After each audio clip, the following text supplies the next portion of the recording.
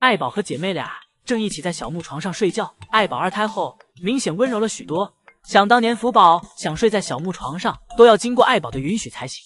辉宝坐起身给自己挠痒，这个样子已然有了一副大熊猫的样子。第二天，爷爷再来到房间时，看到正在睡觉的辉宝。就辉宝这个睡觉姿势来讲，这是宝家最正常的睡觉姿势了，人模人样的。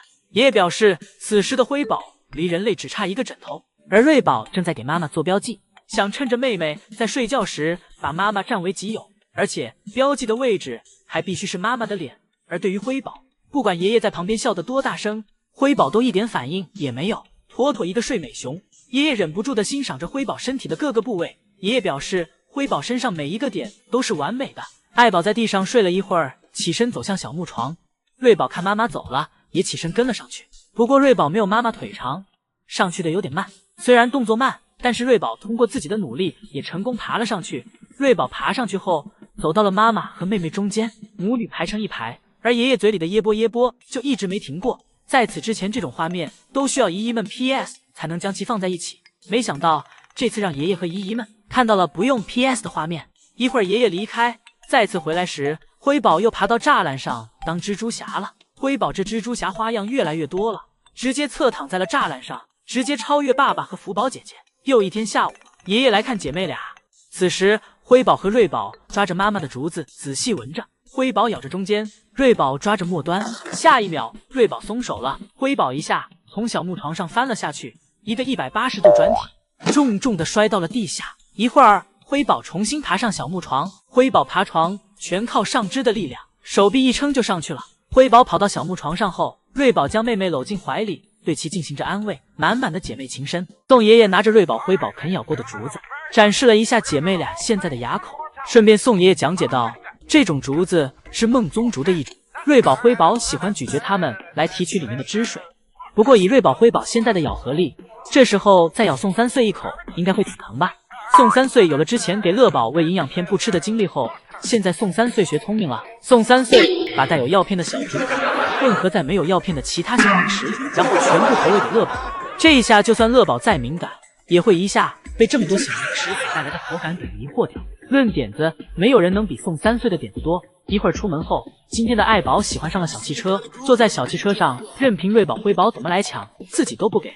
不过后排是空的，但此时对于瑞宝而言，只有妈妈坐的这个位置才是最好的。爱宝非但不给瑞宝坐，还四仰八叉的躺了下来，给整个前排站了起来，故意气瑞宝。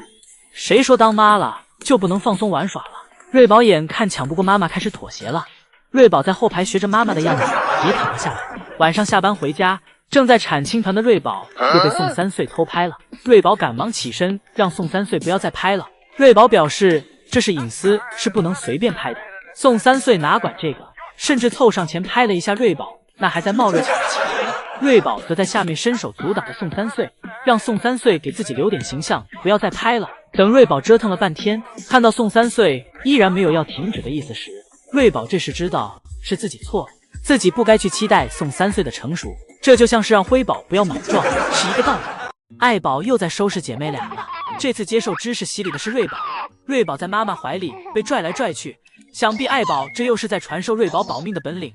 爱宝看瑞宝精力不集中，于是给瑞宝放到了小课桌上，准备好好给瑞宝讲讲在野外生存的本领。被妈妈教育了一番后，瑞宝整个熊都快累趴了。瑞宝趴在独木桥上休息，而爱宝则去到了辉宝身边，但结果瑞宝刚休息没一会儿，爱宝又走了回来。瑞宝眼看自己又要完，立马往小滑梯上爬，但是爱宝赶到后，瑞宝又被无情地拽了下来，继续接受妈妈的宠爱和知识的洗礼，直到最后爱宝彻底对瑞宝失去兴趣，爱宝头也不回的就离开了。瑞宝爬到小滑梯上，心想总算可以松口气了。而乐宝这里此时正在室外园区晒太阳，一边晒着太阳一边吃着竹子。乐宝的生活别提有多令人羡慕了。等第二次排队回来时，瑞宝和辉宝凑在一起打了起来，这谁也不服谁的样子着实可爱。姐妹俩用武力分辨不了输赢，于是便比赛爬树。爱宝感觉姐妹俩这样子有点危险，便赶来查看。而本来领先的辉宝爬到一半，不小心踩空，从树上摔了下来，还翻了个跟头。而爱宝这时听到了奶爸的呼唤，于是便头也不回的回家了。爱宝走后，江爷爷走了进来，江爷爷为爱宝收拾着竹子，由于没注意脚下，差点摔跤。而瑞宝这时跑来爷爷身边捣乱，对着爷爷的皮靴啃来啃去。现在姐妹俩的咬合力越来越有力气了，将爷爷被咬疼了，爬到了小亭子上。瑞宝没有就这样放过爷爷，自己也跟着爬了上去。这几根竹子给将爷爷打扫得晕头转向的。竹子收拾完后，将爷爷抱着竹子离开，然后又紧接着抱了新竹子回来。这是为一会儿爱宝休息完出来准备的。等竹子放好，将爷爷又去拿了清理青团的工具。将爷爷这几次往返便是清理园区的工作流程。而姐妹俩可能是刚才玩累了，这时都变得乖巧起来，没有再给爷爷添乱。今天爷爷给双胞胎姐妹俩在小泳池里放了一点水，姐妹俩闻着味儿找了过来。姐妹俩在这点小水渍里面玩得很是开心，虽然身上弄得湿漉漉的，但也未尝不是件好事儿。这样也相当于洗了个澡。一会儿爷爷拿来毛巾给其擦干，脏兮兮的姐妹俩就会重新变得白净。双胞胎晚上下班回家，爷爷正在给其冲奶粉，而此时的爱宝也等不及了，发出声音表示让奶爸赶紧送竹子过来。一会儿姐妹俩吃完盆盆奶，在小床上玩耍了起来。辉宝躺在小木床上，脚上还踩着姐姐的头。瑞宝已经被辉宝挤到即将要掉下床的地步了，瑞宝小脚紧紧蹬着栅栏，防止自己真的掉下去。第二天姐妹俩上班营业，姐妹俩今天的心情明显不高，小年纪便已经讨厌上了上班的感觉。爷爷走上前哄着姐妹俩，表示让其出来玩一会儿。在爷爷的哄劝下，瑞宝跟着爷爷跑了出来。瑞宝今天的状态更亢奋一些，追着爷爷四处跑。而今天的辉宝则又变得娇羞起来，躲在通道门后面，爷爷怎么哄都哄不出来了。每次爷爷以为辉宝就要出来时，辉宝就又转头走了回去。爷爷掏出秘密武器，把自己的皮靴脱了下来。爷爷将皮靴丢给辉宝，想用皮靴引诱辉宝出来，但辉宝一直在注视着通道门里面的景象，迟迟不想出门。爷爷拿着皮靴来回摇晃，不断吸引着辉宝的注意力。在爷爷坚持不懈的努力下，辉宝总算注意到了爷爷的皮靴。辉宝来到皮靴前玩耍，爷爷拿着皮靴想引诱辉宝来到室内场地，但聪明的辉宝明显不上当，甚至还给爷爷的皮靴拖到了通道门里面。辉宝想在通道门里面玩耍，宋爷爷来回跑来跑去，已经累得气喘吁吁的了，心想只能上科技了。宋爷爷给辉宝引出来后，给闸放了下来，通道门关上了。这下辉宝想回也回不去了。但是辉宝今天的营业状态全靠爷爷的皮靴支撑着，爷爷给皮靴拿走，辉宝就不高兴，爷爷只好将皮靴给辉宝，让其玩耍。一会儿不远处的瑞宝也跑了过来，瑞宝和辉宝上演了一场小皮靴抢夺战，谁也不想给谁。这2天宋爷爷可跟辉宝玩嗨了，园区里的油菜花花丛都被辉宝破坏完了。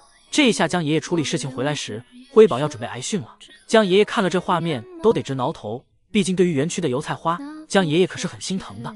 之前福宝不听爷爷的话，破坏油菜花和小树时，造就了将爷爷说出了自己养育福宝4年中最狠的一句话，那就是那句福宝你为什么不善良。 이봐요, 구동주. 그 나무는 부러뜨리면 안 된다고. 이거 영상을 찍어놔야 돼요. 착한 판단은 나무를 사랑하는 거야. 뭐야, 너 착하지 않다고? 等将爷爷看到这一场面后，就要把这句话送给辉宝了。毕竟之前将爷爷在跟辉宝玩耍时，只要辉宝跑进油菜花丛里，将爷爷就会先跟辉宝投降。等辉宝从油菜花丛里出来，再谈别的。玩归玩，闹归闹，别拿油菜花开玩笑。虽然油菜花丛里面的油菜花不多，但要知道，将爷爷整个小农场里面也没有多少了。而且栽种这些油菜花，将爷爷可费老劲了。